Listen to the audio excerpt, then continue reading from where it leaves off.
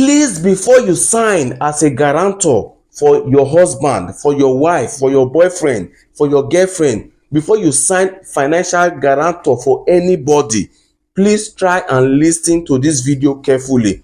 It will help you. Your understanding of being a guarantor might be different from the Italian system way of interpreting a guarantor. So a lot of women, they've made this mistake. They followed their husband to the bank to sign as a guarantor just to discover that they've made one mistake here or there, and today they are not crying. So for you not to also be a victim, please listen to this video. Now I will explain what a guarantor is and how it works in the Italian system.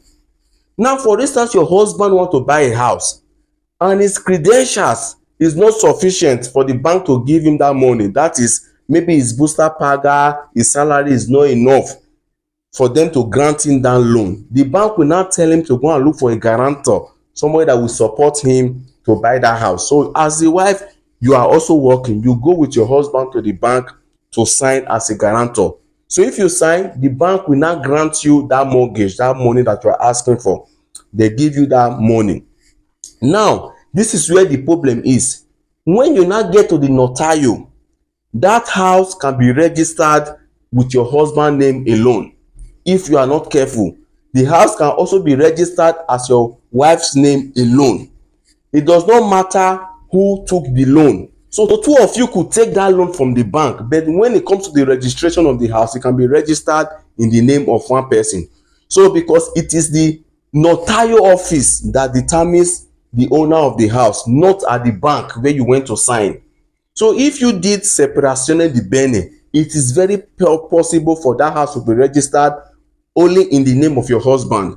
But you will be thinking because you signed as a guarantor in the bank, the house is for both of you. No, you will be missing it. So when you go to that notario where they do the documentation of the house, you must open your eyes very well and make sure your name is also included as a co-owner of that property. So for you as a young girl or as a young boy, you are in love, your boyfriend wants to buy a house, his credentials are not enough, you also go and sign. What you should know is that this is how the Italian guarantors work.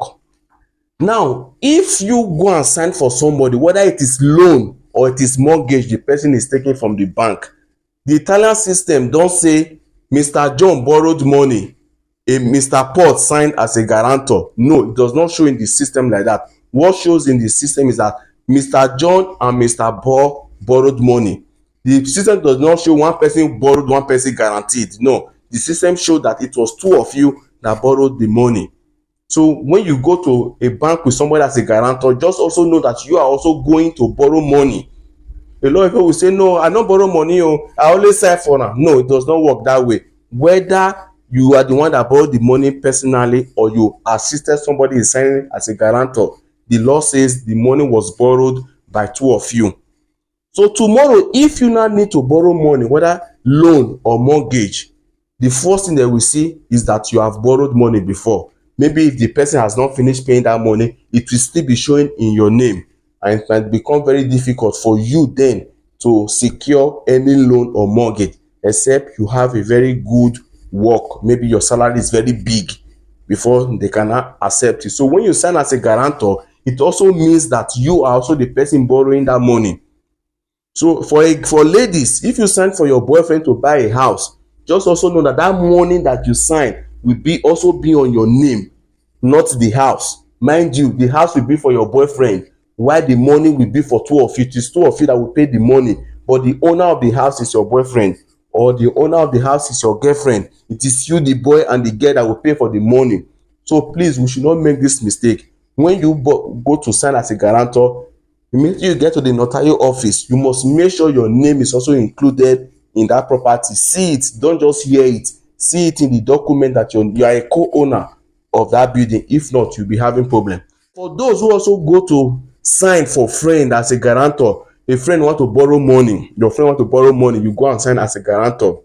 What it means is that it is you and that your friend that is borrowing this money. It's not as if maybe it's your friend that is borrowing the money, you are just supporting him. There's nothing like support. It is Mr. John and Mr. A that borrowed this money. So it will also show in your name that you borrowed money.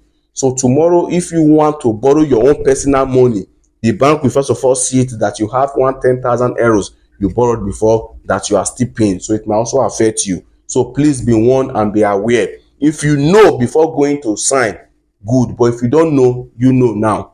Thank you and God bless you.